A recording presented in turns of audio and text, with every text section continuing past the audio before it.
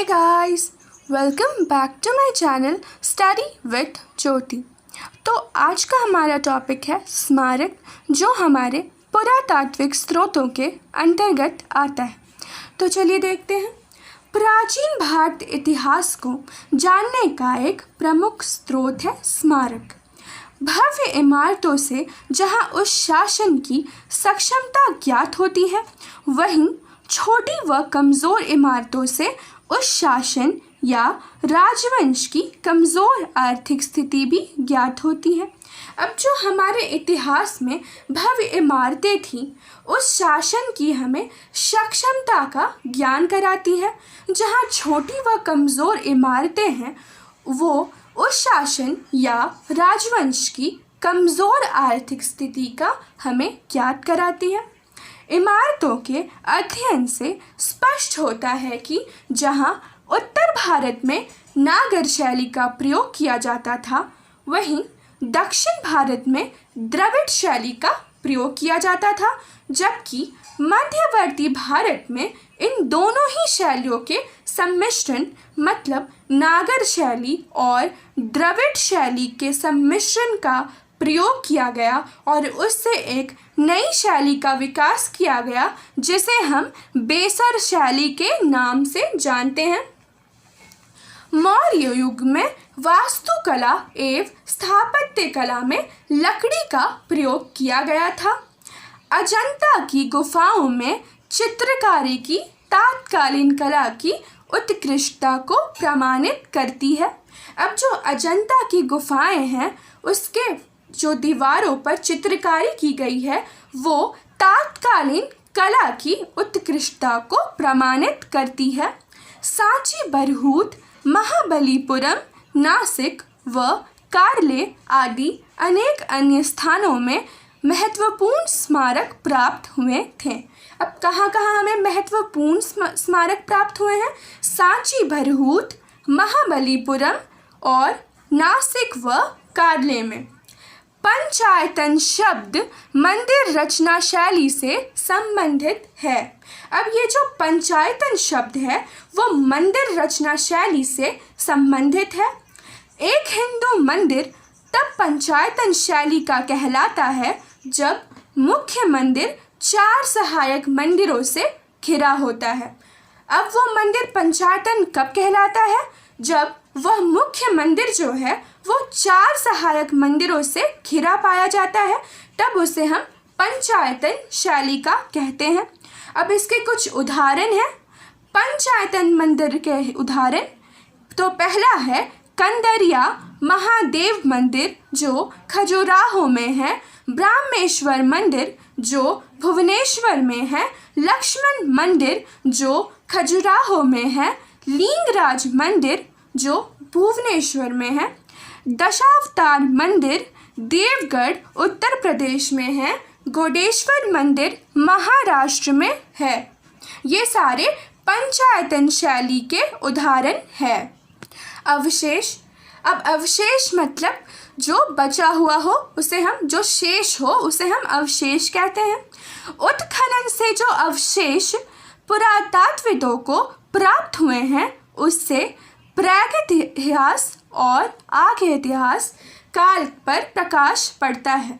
अब उत्खनन से जो हमें अवशेष जो पुरातात्विदों को प्राप्त हुए थे, उससे हमें प्रागैतिहास और आगे इतिहास काल पर प्रकाश पड़ता है।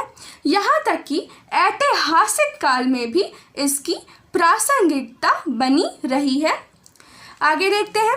पुराण पाषाण काल, मध्य पाषाण काल, नव पाषाण काल, ताम्र पाषाण काल, कांस्ययुगीन संस्कृति की जानकारी मुख्यतः इन अवशेषों से ही प्राप्त हुई है।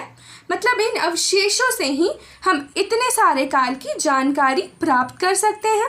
इनके द्वारा प्रयोग किए जाने वाले पाषाण उपकरणों। अब क्या क्या उपकरणों का प्रयोग किया गया था, तो चलिए देखते हैं।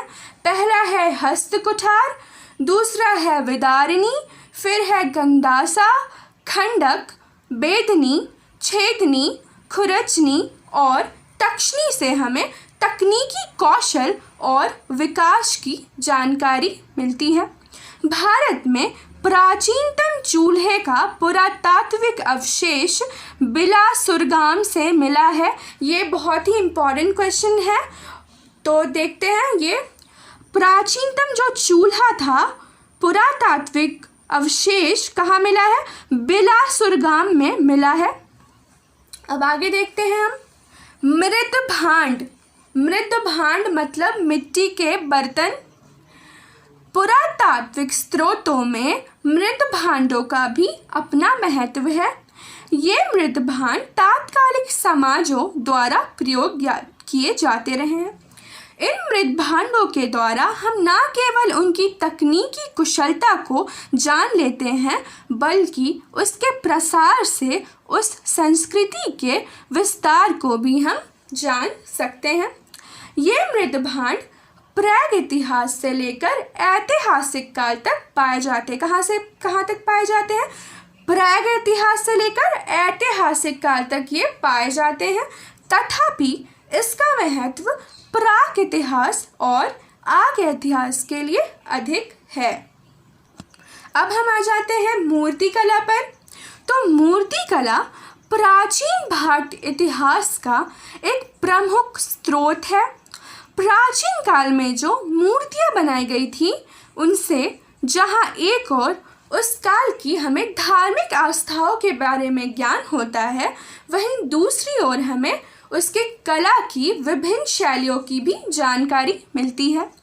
मूर्ति कला से मुख्य रूपेण 3 प्रकार की कला दृष्टव्य है। कौन कौन सी है? 3 प्रकार की मूर्ति कला से 3 प्रकार की कला है जो दृष्टव्य है। तो पहला है गांधार कला, मथुरा कला और अमरावती कला।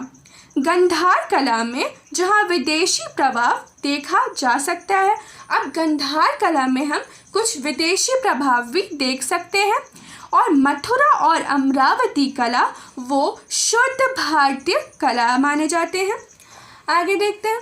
गांधार शैली में जहाँ स्वाभाविकता पर और मथुरा शैली में आध्यात्मिकता पर बल दिया गया है, वहीं अमरावती शैली में मुख्य बल कला पर दिया गया है।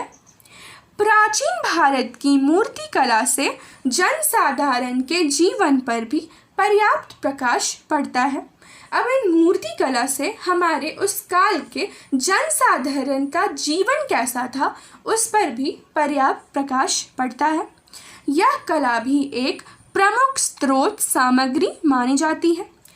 भरहूत, बोधगया, सांची और अमरावती की मूर्ति कला में जनसाधारण के जीवन की अति सजीव झांकी मिलती है। अब उस मूर्ति कला में हमें उस काल के जनसाधारण के जो जीवन था, उसकी सजीव झांकी मिलती है। तो कहाँ कहाँ? भरहूत, बोधगया, सांची और अमरावती में हमें इसके उदाहरण मिलते हैं। अब हम आ जाते हैं चित्रकला पर। तो यह कला भी एक प्रमुख स्रोत सामग्री है पुरातात्विक स्रोतों में। अजंता के चित्रकला के विकास के सुंदर उदाहरण है। अब जो अजंता का जो गुफाएं हैं, उसमें जो चित्र हैं, वो भी चित्रकला के विकास के लिए एक सुंदर उदाहरण माना गया है। इन चित्रों में मनोभावों का सजीव चित्रण किया गया है। माता और शिशु या मरणासन राजकुमारी जैसे चित्रों से ऐसे मनोभावों का चित्रण किया गया है जो शाश्वत हैं और जो किसी देश या काल से संबंधित नहीं है। अजंता के चित्रों से हमें गुप्तकालीन कलात्मक उन्नति का संकेत मिलता है और इसमें जीवन और कला का अनन्योश्राय संबंध है। अब इसमें अजंता के चित्रों में हमें गुप्तकालीन जो कलात्मक कला थी उनकी, उसके संकेत मिलते हैं और इसमें जीवन और कला को भी दोनों के संबंध को दर्शाया गया है। तो आज के लिए इतना ही। अब मैं आपको मिलूँगी नेक्स्ट वीडियो में नेक्स्ट टॉपिक के साथ। तब तक के लिए अगर आपको मेरे वीडियोस पसंद आ रहे हैं तो प्लीज़ उसे लाइक, शेयर एंड सब्सक्राइब करना बिल्कुल ना भूलें। Thank you.